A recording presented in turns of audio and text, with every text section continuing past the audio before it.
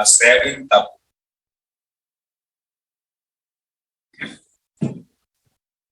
N की जगह 1 रखो,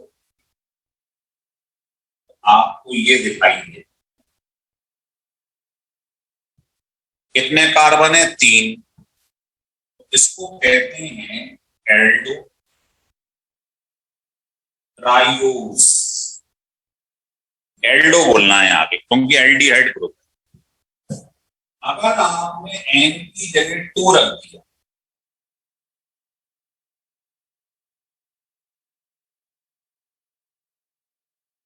तो इसमें 4 कार्बन, इसको बोलेंगे एल्डो टेट्रोस। पर हमारे काम का जो है सबसे इंपॉर्टेंट, वो आप रख दो इसकी जगह 4।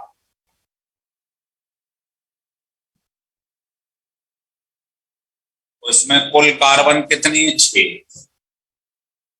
इसको बोलेंगे एल्डो एक्सोस। यही ग्लूकोज, इसको ग्लूकोज कहते हैं। तो हमें ऐसे ही पढ़ना, ग्लूकोज। आप ये याद रख लो और ये याद रख लो, इनसे कोई मतलब नहीं।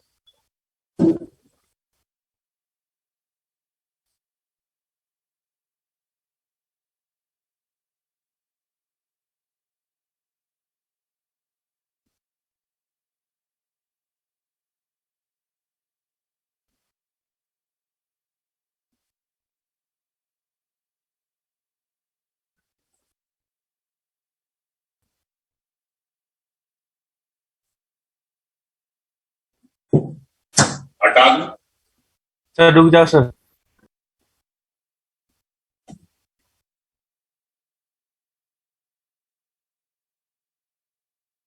आपके लिए 2 वीडियो बनाई है मैंने डिफरेंस की, टेस्ट की। पढ़ ली दोनों?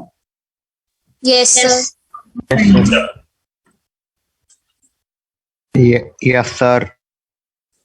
हाँ, पढ़ लेना उसे, ये ध्यान रख लेना, है ना। दूसरा है कीटोस।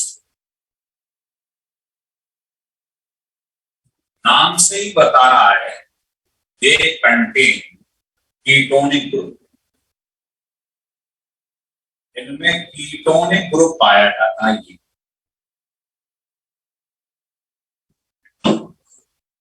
जैसे इसका जर्नल फार्मूला ये होगा,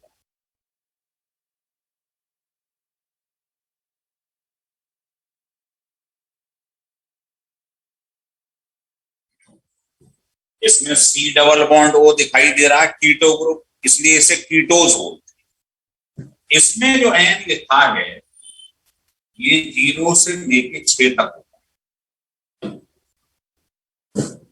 आप मान लो आपने N की जगह 0 रख, बताओ ये दिखाई देगा या 0 रख दिया तो ये हट जाए। अब इसमें 3 कार्बन है और कीटोन है, इसको बोलते हैं कीटो ट्राइओस। 4 हो जाए कीटो टेट्रोस। तो हमें तो केवल इसकी जरूरत है जब आप N की जगह 3 रखते।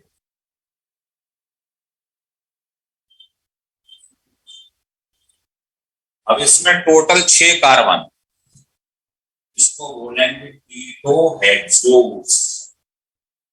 इसी को फ्रुक्टोज कहते। तो 6 कार्बन वाला एल्डोस ग्लूकोज कहलाता है और 6 कार्बन वाला कीटोस फ्रुक्टोज कहलाता है। दोनों का फार्मूला सेम है, ध्यान रख लो। ग्लूकोज और फ्रुक्टोज का फार्मूला सेम है। ग्लूकोज में एल्डिहाइड ग्रुप होता है, कीटो फ्रुक्टोज में कीटोनिक ग्रुप।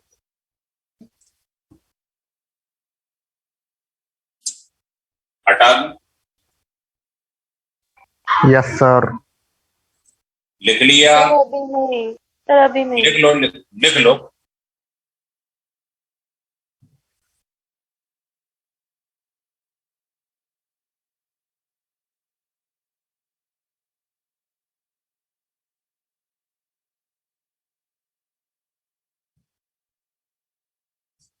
चलो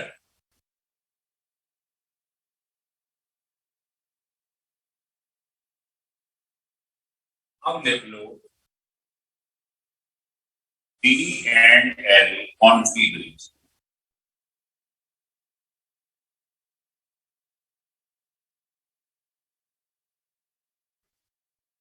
डी और एल आपने पढ़ाई है आइसोमेरिज्म में, डेक्स्ट्रो एंड लीव। इसी में क्या है, फिशर फार्मूला कैसे लिखती है ये पूछा जाए।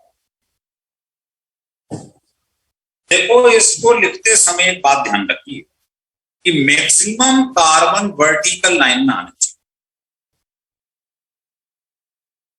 Maximum carbon present on the vertical line, और दूसरा जो ग्रुप है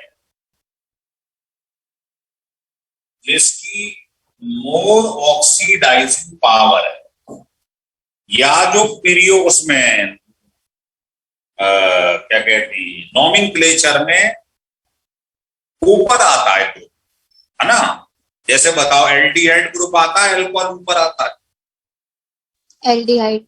एल्डिहाइड।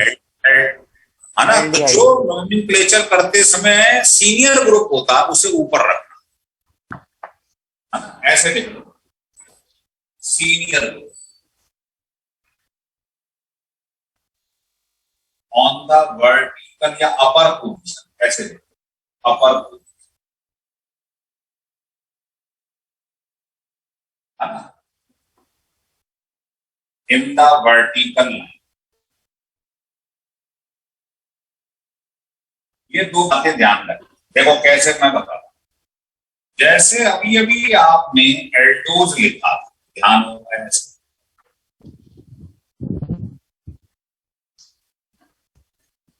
ये सबसे छोटा एल्डोज था, इसका नाम था एल्डो ट्राइओस, ध्यान आ गया।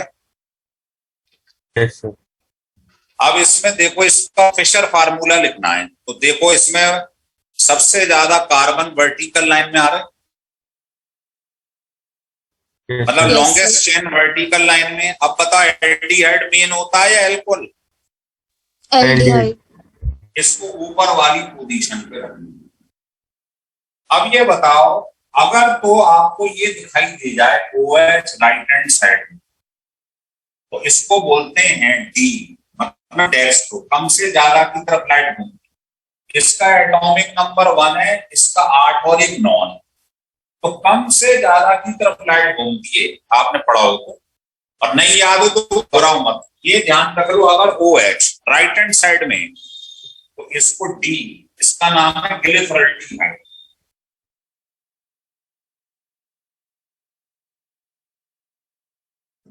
और अगर OH लेफ्ट में आ,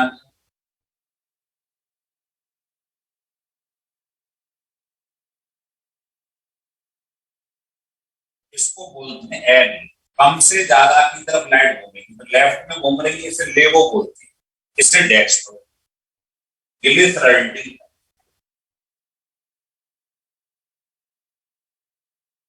तो ग्लिसरॉल्डिहाइड को स्टैंडर्ड माना गया क्योंकि ये सबसे छोटा होता है एल्डोस, 3 कार्बन वाला।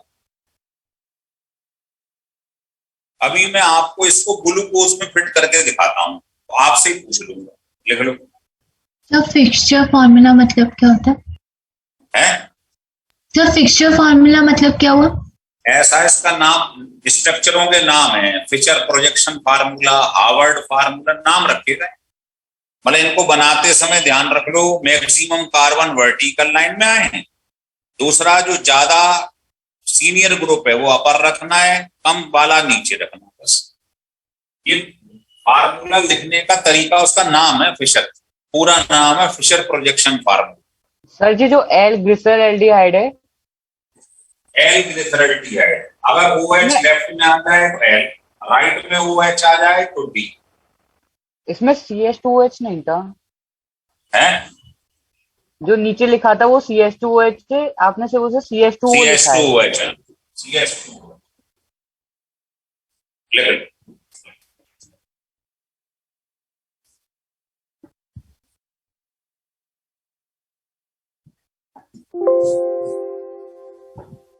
जैसे मान लो ये सर? ग्लूकोज। हाँ, सर वो सेकेंड वाले स्ट्रक्चर का नेम क्या था? अभी देख ले फिर बताइए।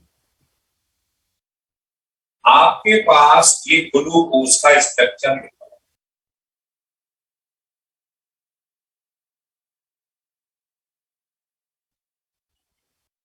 तो 1 नंबर से चालू हो जाओ, 1 2 3 4 5।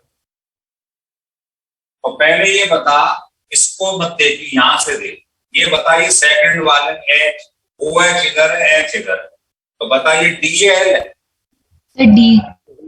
डी है। इसका नाम है डी ग्लूकोज। अब ये बता 2 वाला कार्बन था, इसमें ओ एच किधर है? इधर। तो बता 2 नंबर वाला जो है ये डी एल है, एल। इसको 2D के। तीसरे वाले में OH लेफ्ट में, तो तीसरे वाला L है। एल। चौथे वाले में OH राइट में, 4D। Four D. पांचवें वाले में भी 5D। OH राइट में। ऐसे लिखा जाए।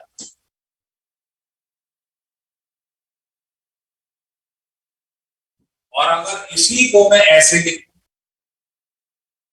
मान लो ये ऐसे लिखा हुआ है ना, इसको आपने ऐसे कर दिया, OH इधर H, सब पलट दिया आप, बताओ क्या हो जाए?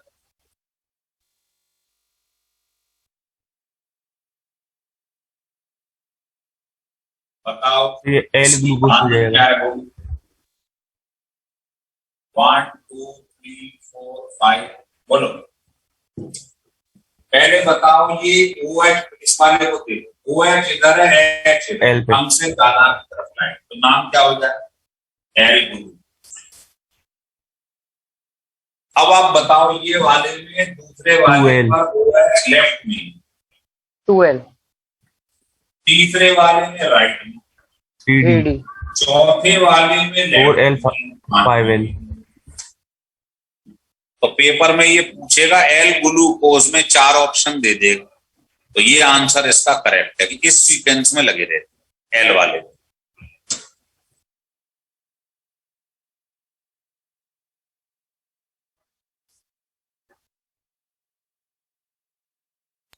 सर ये 2D 3L 4D ये सब सीक्वेंस है कार्बन के?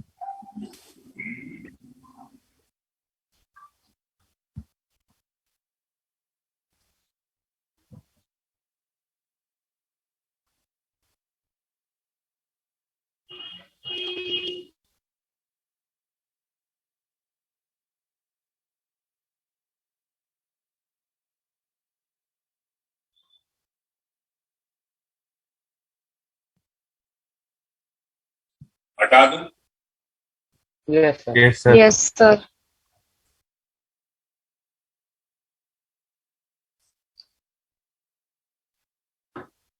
हेडिंग डाल दो cyclic hemiacetal structure of glucose.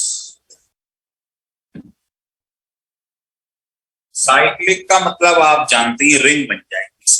देखो ये लिखा है CH, उसके बाद तुम जानते ही हो क्या लिखा,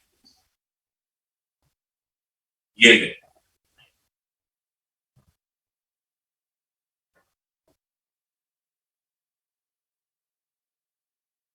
ये लिखा। होता क्या है, ये पहले वाला कार्बन है, इसको ऐसे लिखो, ऑपरेशन डबल बॉन्ड होता है 1 2 3 4 5 6। पहले वाला ये है कार्बन और पांचवा वाला ये H इधर अटैक करता है। कहने का मतलब इसकी डंडी हटाओ, बताओ कितने मुंह खुलेंगे? 2। 2 तो उस 2 डंडी ऐसे मुंह खोल लो, एक पे तो H लगा दो और इसके संग ये वाला H लगा दो। अब बताओ ये H वहां जाके अटैक कर गया तो ये बचा O, इसको इससे ऐसे करो।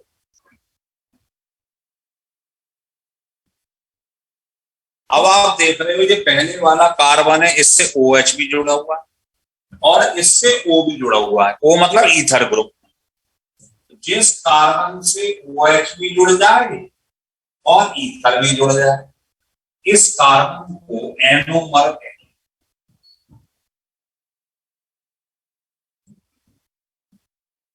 क्या कहते हैं? एनोमर। एनोमर। एनोमर। हाँ जी, अब ढंग से देखो, ये यहाँ H जो था OH में से H ने अटैक कर दिया इसके ऊपर, तो यहाँ आ गया ये। अब बता, राइट हैंड साइड में OH है, लेफ्ट में H, बताइए DL है। डी। डी। डी। इसको कहते हैं, अगर OH इधर है H इधर है, इसका नाम है अल्फा डी ग्रुप।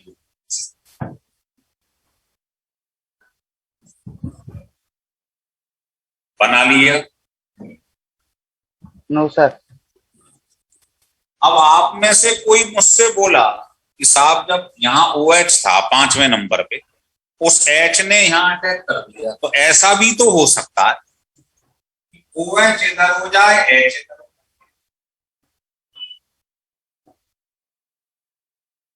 है ना?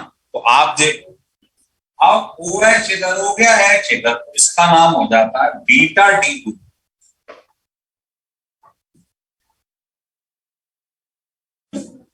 भाई डी तो इधर से दिखते हैं ना, सेकंड वाले से। OH इधर है H इधर है, तो नाम तो डी है, लेकिन पहले वाले से देख लेते हैं अल्फा या बीटा है। लेफ्ट में OH है, देखो मैं फिर समझा देता हूं।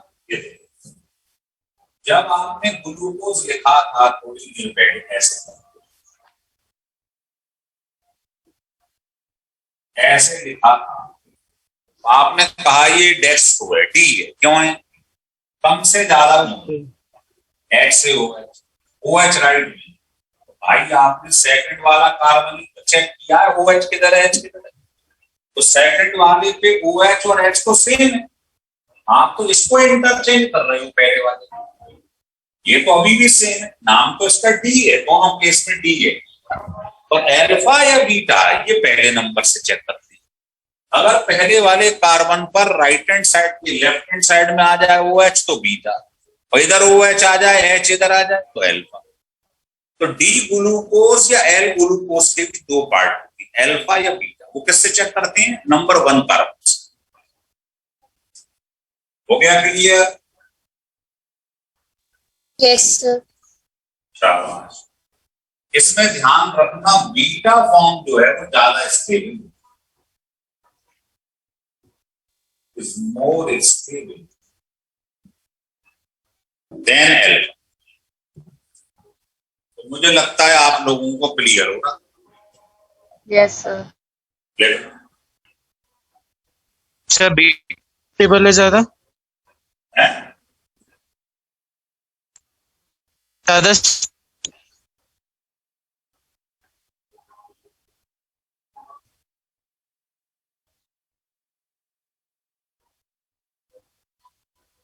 सर एक बार एनोमर बता दीजिए किसे कहते हैं?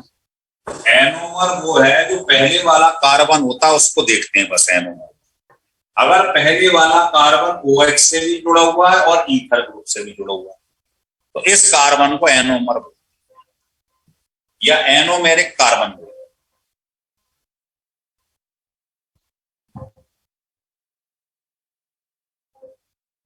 अब मान लो आपके पास ऐसा हो HOH, है ना? कैसे भी बना लो, जैसे इच्छा चाहे तुम्हारी बना लो बेटा, ऐसे मान लो आपके पास ये देखो,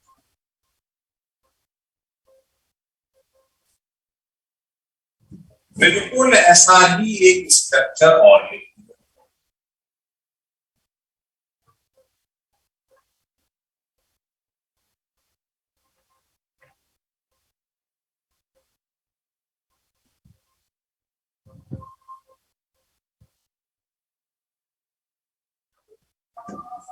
ये 1 2 3 4 5 6 1 2 3 4 5 ये बता, इनको ढंग से देख, इसमें कोई अंतर दिखाई दे रहा है? Yes sir. तो बहुत अंतर है। सर फर्स्ट वाला केवल L ये अंतर है और कोई अंतर नहीं। देख ढंग से। और कहीं अंतर है? नहीं। नहीं सर। No sir. तो बेटा पहले कार्बन को छोड़ दो, जो एनोमेरिक था पहला उसे छोड़ दो, और कहीं पे भी एक अंतर आ जाए, कोई भी, बताओ इस कार्बन पे अंतर आ रहा है, इंटरचेंज होगा ये ग्रुप। Yes sir. तो कौन से कार्बन पर हुए हैं? C3।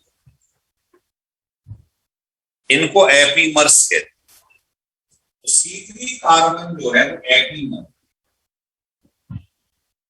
तो C1 कार्बन को छोड़ दो, उसके अलावा जिस भी कार्बन में दोनों में इंटरचेंज हो रहा हो ग्रुप, उस वाले कार्बन को कार्बन एपीमर कहते हैं। तो इसमें C3 जो है वो एपीमर। क्लियर हुआ कि नहीं हुआ बताइए? यस एक बार रिपीट कर दीजिए। मतलब ये सब डेफिनेशंस जो हैं, स्ट्रक्चर डेफिनेशन, ये सब थ्योरी में आपको मिलेगी। एक आध दिन में थ्योरी मिलेगी आपको, जैसे डिफरेंसेस की मिली है। बस ये है उसको ढंग से पढ़ें। आप क्या करोगे, नोट्स मिलेंगे उठा के कोने में फेंक दोगे। तुम में से 5% लोगों ने भी सारे डिफरेंस जो दिए हैं, मैंने 57 लगाई नहीं, और मैंने आपको 3 वीडियो भेजी है डिफरेंसेस। एक जो हेलो एल्केन थी पहले वाली, वो भी भेजी, जिससे शुरू में 1 से 10 तक क्वेश्चन उसी से सॉल्व हों। आप उसे मत पढ़ो, कर ही नहीं पाओगे क्वेश्चन। जो आपको मैंने हेलो एल्केन और एरीन्स के डिफरेंस वाली एक वो भेजी है वीडियो, उसे नहीं पढ़ोगे तो जो शीट दी है उसका 1 से 10 तक के डिफरेंस सॉल्व नहीं होंगे आपसे। आप हंसी मजाक में लेते। तो भाई उस वीडियो को पढ़ो, नहीं समझे तब शीट लगाओ, तब फायदा हो। और शीट में आप खुद देख लो कितने विधिवत पूर्वक एक एक लाइन लिखी हुई। उसको पढ़ना पड़ेगा, ऐसे नहीं उठाया कोने में रख दिया, वीडियो देख लिए बस हो गया काम, कौन पढ़े फालतू। ऐसे फायदा नहीं होता बेटे, लिख लो। हटा दूं? No sir. चलो दोबारा से चालू कर रहा हूं।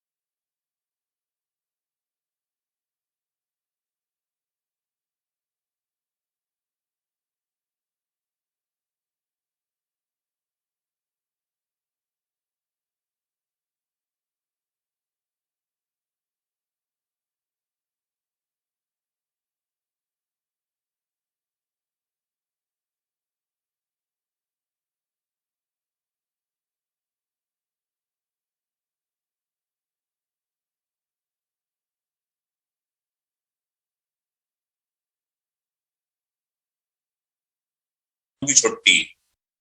सुबह कल क्लास 10 बजे चलेगी, ऑफलाइन ऑनलाइन जैसे आना हो आ जाना। लिख दे रहा हूं यहां पर।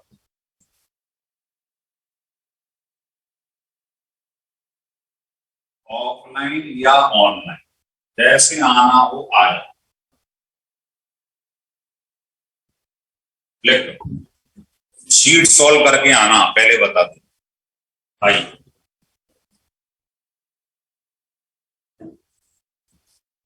अब हेडिंग डाल दो कार्बोहाइड्रेट।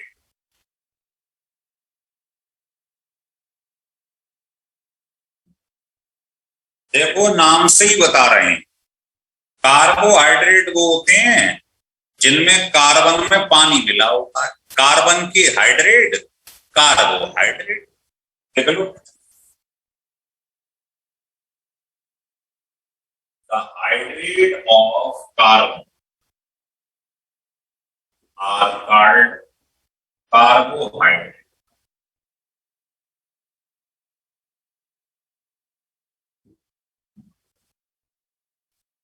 जैसे ग्लूकोज,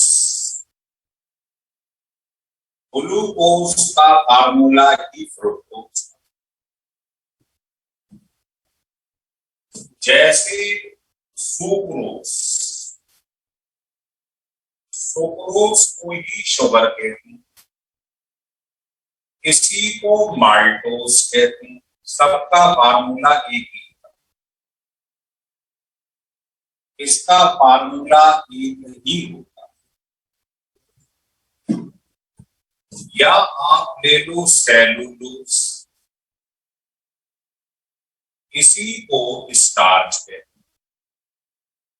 फार्मूला ध्यान रखना बेटा, बस ये फार्मूला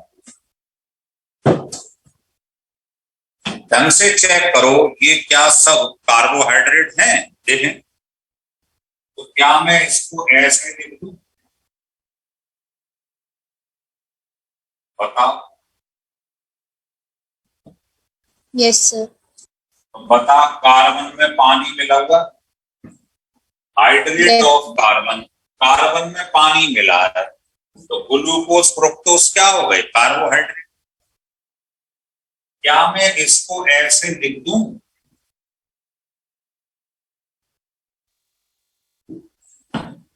कार्बन में पानी मिला हुआ है, तो क्या ये सब कार्बोहाइड्रेट हैं? यस। क्या मैं इसको ऐसे लिख दूं?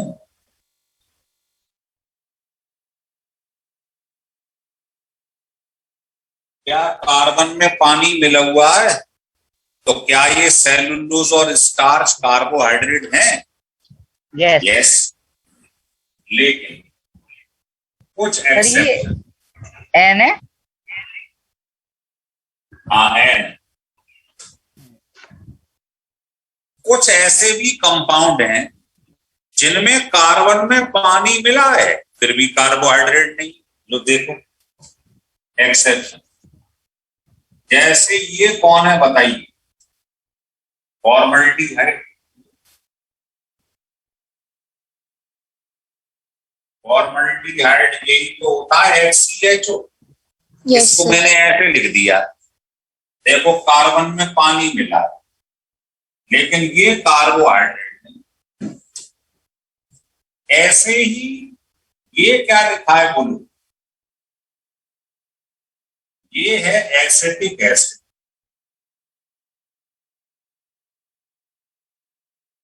एसिटिक एसिड जो है वो ये होता है CH3CO, 2 कार्बन है, 4 H हैं, 2 O हैं। क्या ऐसे लिख दूं?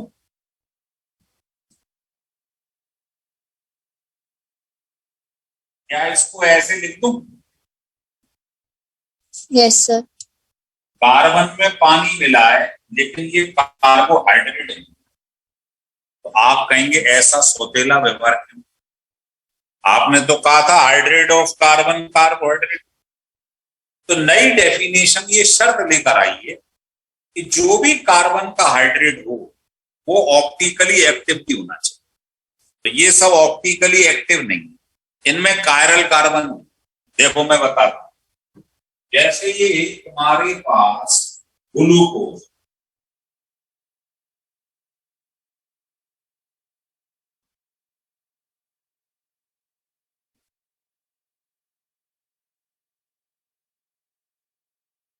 पता इसमें कायरल कार्बन है? क्या इस पे जुड़ने वाले चारों ग्रुप अलग अलग हैं? ये अलग, ये अलग, ये अलग, ये थैला अलग। क्या इस पर चारों अलग अलग हैं? इस पर हैं, इस पर हैं। तो आप देखोगे 4 कार्बन कायरल कार्बन, अगर आपने आइसोमेरिज्म पढ़ा हो हमसे, तो जिसमें भी कायरल कार्बन होगा वो ऑप्टिकली एक्टिव। तो कार्बन का हाइड्रेट भी हो और ऑप्टिकली एक्टिव भी हो, तब होता है कार्बोहाइड्रेट। ये आप देखोगे ये कार्बन का हाइड्रेट तो है पर इसमें कायरल कार्बन नहीं है, इसलिए ये कार्बोहाइड्रेट नहीं। एक और लिख देता हूं, इसको कहते हैं लैक्टिक एसिड। लैक्टिक एसिड जो है ये बहुत जबरदस्त एक्सेप्शन है, क्योंकि इसमें कायरल कार्बन भी है, कार्बन का हाइड्रेट भी है, तब भी ये कार्बोहाइड्रेट नहीं। लैक्टिक एसिड जानते हो क्या होता है? देखो 11वीं में पढ़ा हो, इसको जोड़ लो, C3O6 और O3, ये लिखा है। तो क्या मैं इसको ऐसे लिख दूं?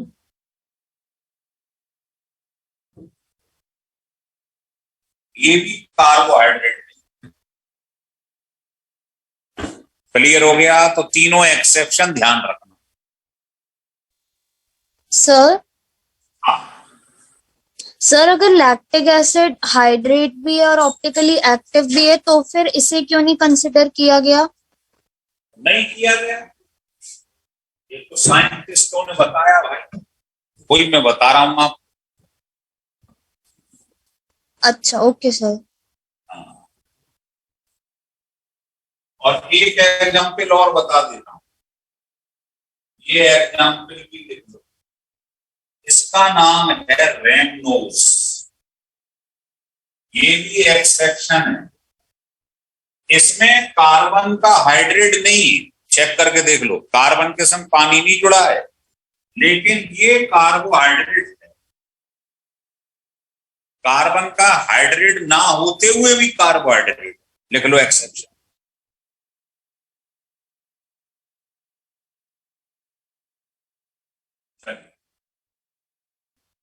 लिख लिया?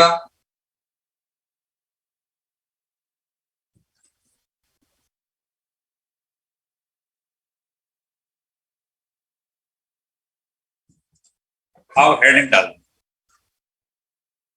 लिखो मोनोसैकराइड, बल्कि मोनोसैकराइड भी मत लिखो, ये classification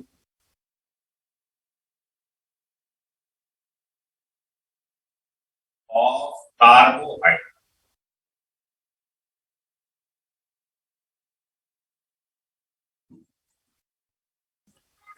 on the basis of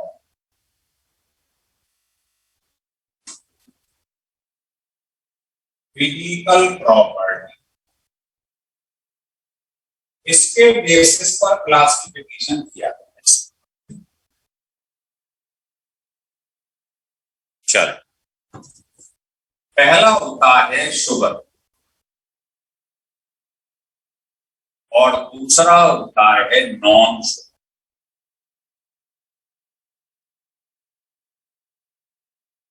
तो फिजिकल प्रॉपर्टी के बेसिस पर कार्बोहाइड्रेट को 2 तरीके से बांटा, पहला शुगर, दूसरा non sugar.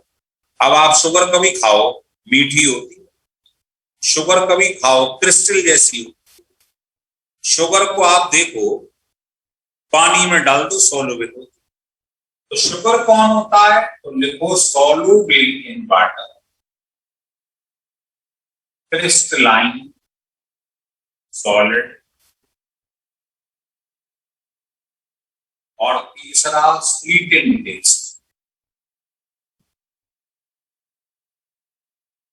Example glucose, fructose, sucrose मतलब शुगर एड्स। खाने में मीठी, पानी में घुल जाएगी और क्रिस्टल जैसी। नॉन शुगर किसे कहते हैं? इसको पकड़ के उल्टा कर दो, बताओ पानी में क्या होगी? इनसॉल्युबल। ये क्रिस्टलाइन, क्रिस्टलाइन का उल्टा क्या होता है? आपने पढ़ा है सॉलिड स्टेट में, एमॉर्फस। ये स्वीट इन टेस्ट है, ये टेस्टलेस। जैसे स्टार्च है, सेल्यूलोज है, इनका कोई टेस्ट नहीं। तो फिजिकल प्रॉपर्टी के बेसिस पर कार्बोहाइड्रेट को दो हिस्सों में बांट दिया, शुगर और नॉन शुगर। लेकिन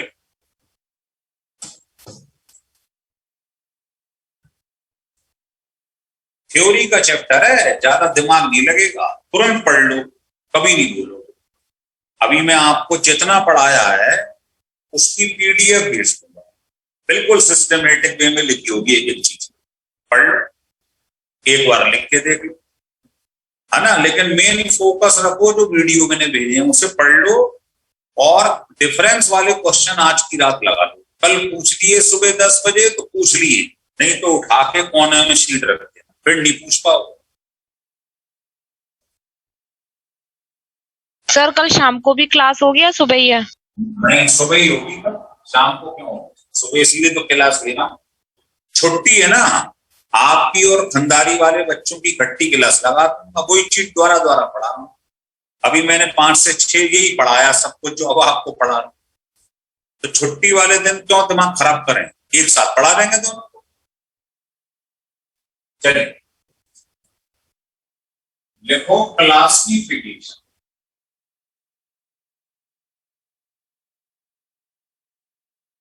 of carbohydrate on the basis of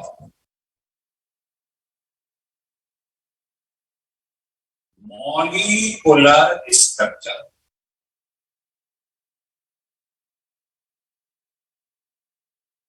molecular structure के बेसिस पर इसको 3 हिस्सों में बांटा।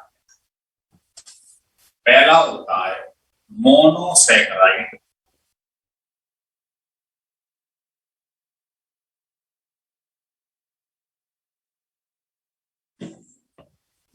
दूसरा है ओलिगोसैकराइड,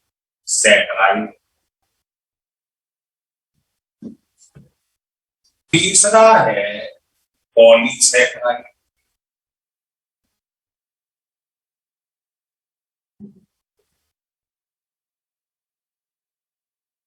आप पढ़ोगे जो मोनोसैकराइड है इसके 2 पार्ट, पहला एल्डोज, यहीं से शुरुआत करी थी चैप्टर की हमने, दूसरा कीटोज। ध्यान आ गया? इसके भी 2 पार्ट है, इनको डिटेल में पढ़ेंगे, अभी लिख रहे हैं डाइसैकराइड और ट्राइसैकराइड। डाइसैकराइड और ट्राइसैकराइड, सैकराइड के ये स्पेलिंग लिखेंगे। पॉलीसैकराइड का कोई पार्ट नहीं। लिख लिया? Yes sir. यहीं तक लिख लो। उस वाले बैच को भी मैंने यहीं पे छोड़ा है, कल दोनों को एक साथ लेके आगे चलो।